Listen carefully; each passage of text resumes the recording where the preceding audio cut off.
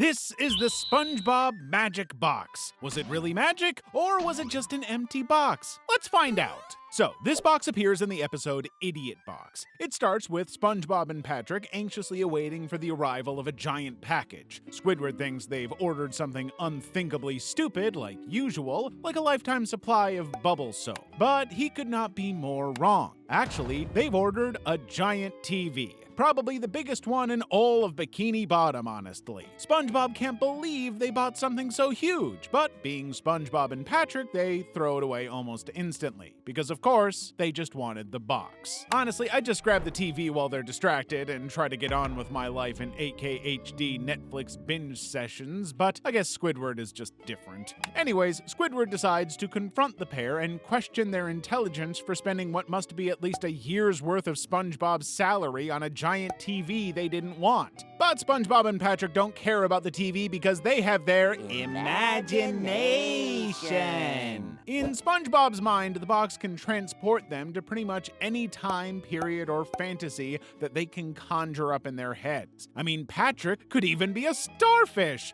Patrick, you're already a starfish. Alright, the box can do a lot of stuff, but it can't turn Patrick into a genius. It's a teleportation device, not a magic lamp. Anyway, Squidward knows this whole thing will be stupid and decides to do exactly what I would and ask for the TV rather than letting it go to waste. So while Squidward pushes the TV into his house, SpongeBob and Patrick decide they're going to go on an epic mountain adventure. Also, just pay attention to the size of the box compared to them because I'm gonna come back to that later. So Squidward starts pushing the TV toward his house, but he stops when he hears the sound of metal chains from the inside of the box.